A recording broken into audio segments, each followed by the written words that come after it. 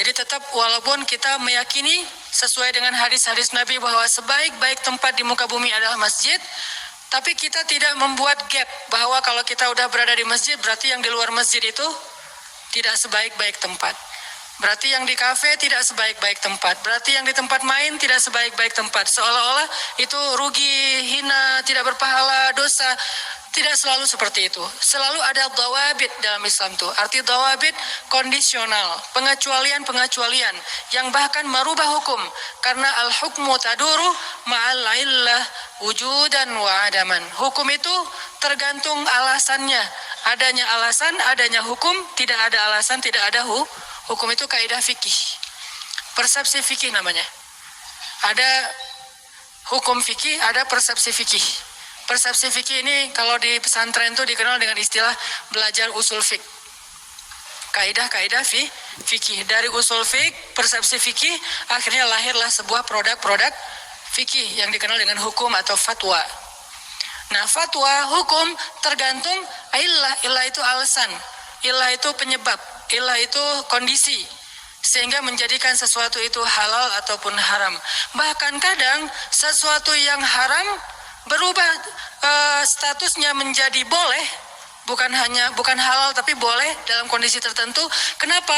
Karena ad-darurah tubihul mahzurah. Sesuatu yang darurat bahkan kadang membolehkan yang tidak boleh. Jadi yang haram menjadi mubah, bukan menjadi sunnah ya. Karena kalau sunnah kan harusnya banyak ya.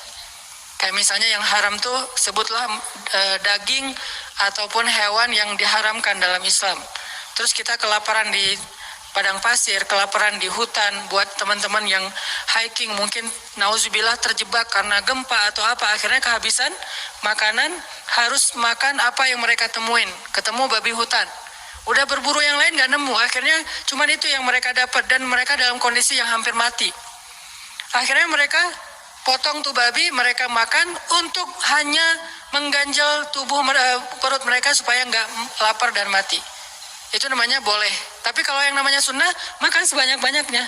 Makin banyak, makin berpahala. Jadi bukan sunnah, hukumnya tetap aja boleh doang dalam kondisi tertentu.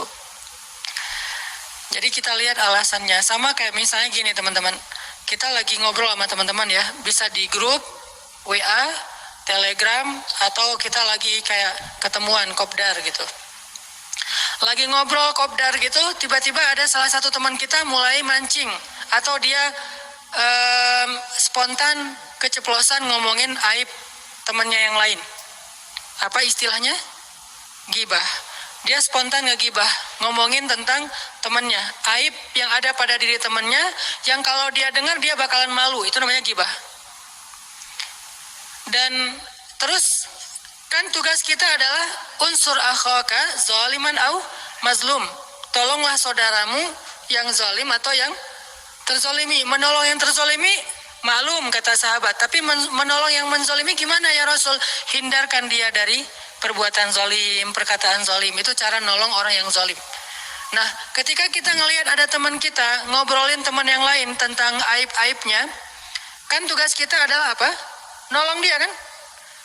Bukan hanya bahasa, saya lebih coba untuk memakai istilah nolong dia daripada mencegah kemungkaran. Karena mencegah kemungkaran ini ada kondisi tertentu. Kita nolong dia, unsur akhaka, karena saudara kita sendiri. Zaliman au mazlum. Tolonglah saudaramu yang menzolimi atau yang terzolimi. Nah, dia sekarang dalam status ngezolimin, yaitu ngebicarain aib temannya. Terus gimana cara kita nolong? Cegah dia dari bicara aib orang lain kan ya? Cara mencegahnya gimana?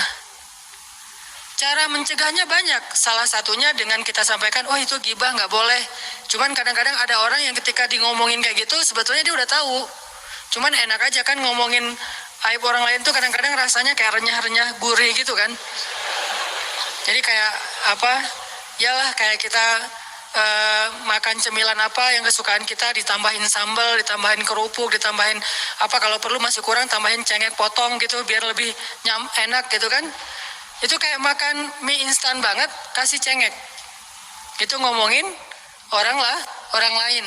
Sehingga kayak enak gitu walaupun kita tahu ini nggak sehat loh, tapi makan juga kan. Ini nggak bagus loh, apalagi kalau perut kosong makan mie instan, kasih cengek lagi. Kalau perlu tambahin, kayaknya kurang nih pecinnya, tambah 1 sendok lagi gitu kan ya. Kita tahu bahwa pecin itu nggak bagus buat kita, bahwa mie instan ini kalau kebanyakan atau bahkan sedikit aja buat orang-orang tertentu nggak bagus, bahwa ada pengawet nggak bagus dan seterusnya. Kenapa kita tetap makan? Karena emang enak. Kadang-kadang kita kayak pura-pura lupa. Lo makan mie instan terakhir kapan? Udah sebulan yang lalu deh. Perasaan baru kemarin gitu ya. Jadi kayak lupa udah sebulan yang lalu. Gitu juga dengan membicarakan aib temennya. Kita tahu itu nggak boleh. Kita tahu itu nggak bagus. Tapi rasanya tuh kayak gimana gitu. Rasanya